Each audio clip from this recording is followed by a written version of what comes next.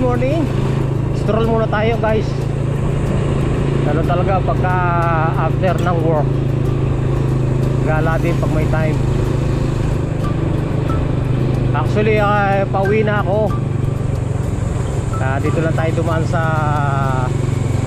medyo mapulong lugar. Ito trip ko mas gusto ko yung dumadaan ako sa mga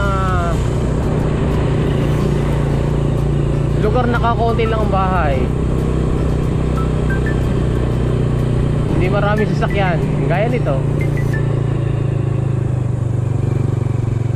Mas trip kong mag tawag dito, mag travel.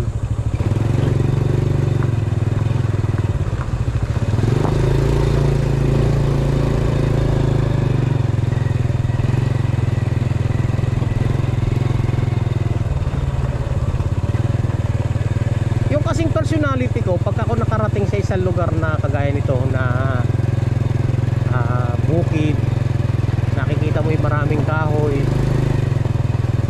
nakikita mo yung magagandang halaman, nalalanghap po yung malinis na hangin, yung amoy ng mga damo, amoy ng kaparangan, nagko-contribute yun ng ng ligaya sa kalooban ko Nare-relax ako, tapos napapayapa yung isip ko sa ganung bagay. Hindi ko alam kung anong klaseng personality yun Kaya mas trip ko gumala sa ganitong lugar kaysa gumala sa mall, gumala sa mga park,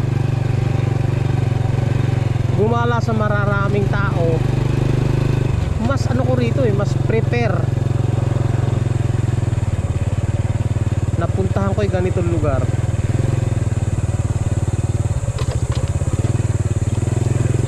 Kumbaga stress reliever. Lalo stress ka sa trabaho mo. Ako alam ko yung ibang tao nakaka-relate nung sinasabi ko. Kasi naman common naman kasi yung sa maraming tao yung ganong feelings.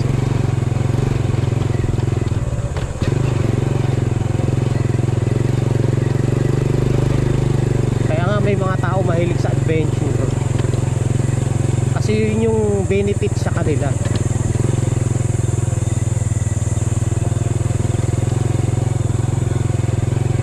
Kaya ako kahit mag-isa gumagala ako sa ganitong lugar Hindi ko na kailangan ng grupo kasama. Dati kasi nasa grupo ako member po ako ng BMRF, Bulacan Motorcycle Federation.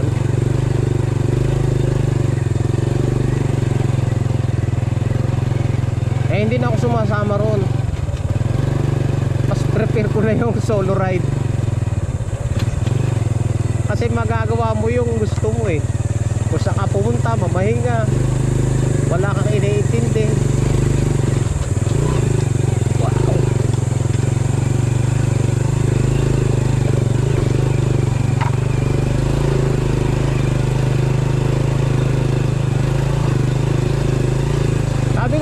Noon, meron akong vlog noon na ako a little bit introvert.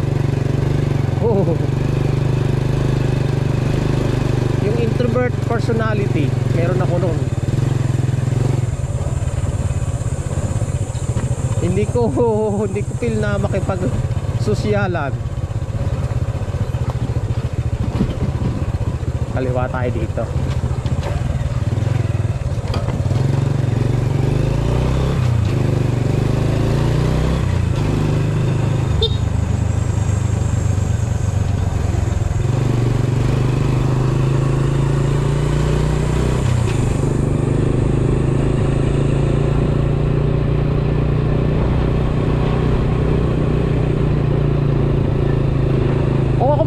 na sariling lupain, halimbawa kagaya ng farm, mas pipiliin ko sa farm ako eh.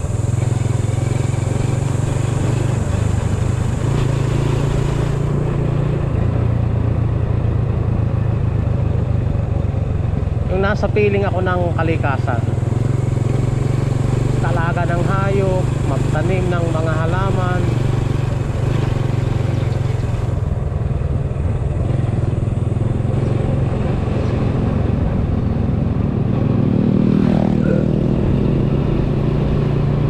Mas gusto ko yung ganun.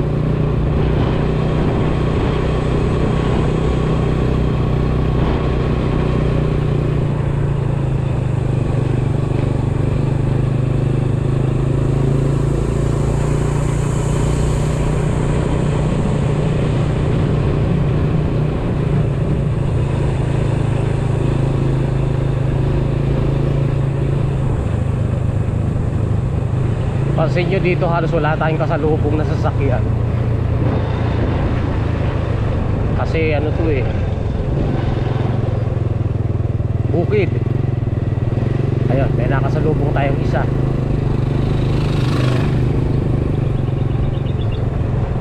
Unlike dun sa main road, marami sasakyan na tayo'y makakasalubong, mga truck. Kilalaki dito eh, oh. Halos solo natin yung daan. Sariwa pa hangin.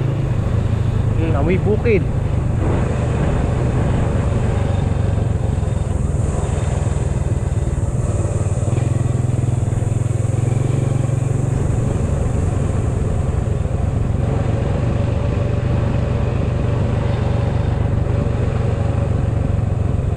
Oh, ito nga lang pagka ikaw ay lasing dito, yari ka. Baka tumalo ng motor mo sa pitak. Alaman lang harang eh, oh.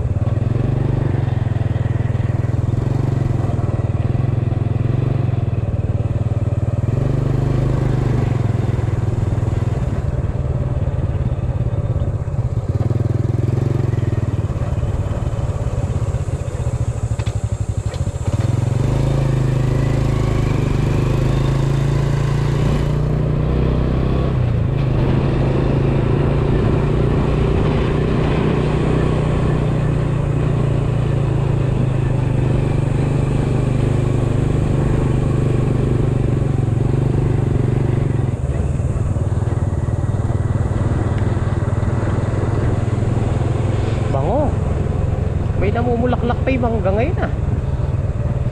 Pag nadadaan tayo sa puno ng mangga eh, naamoy natin yung bulaklak ng mangga. May scientific explanation kaya dyan. Pag yung naaamoy mo yung blossom coming from the nature, merong remedy sa katawan ng tao yan. Kasi design ng ating katawan na ma-attach sa nature eh.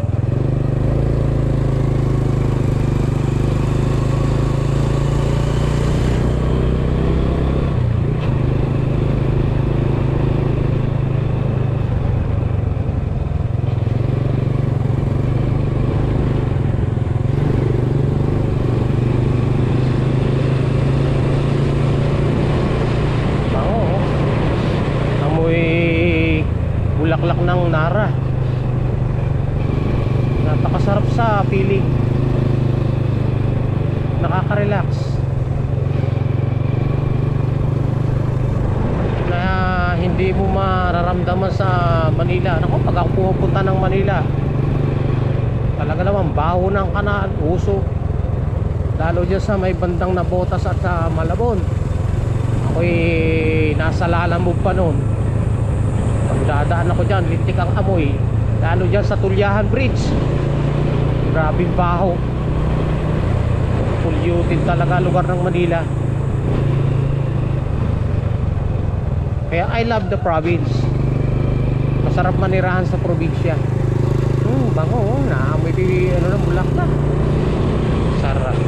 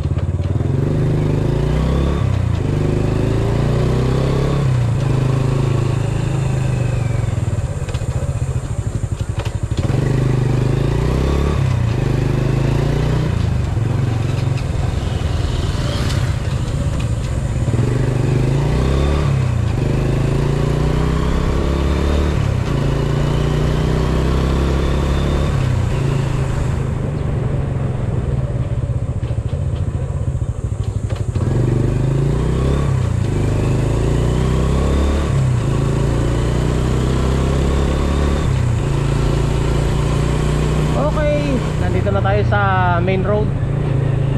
Salamat po sa inyong pagsubaybay sa walang sawang panonood sa aking video na walang kakwenta-kwenta.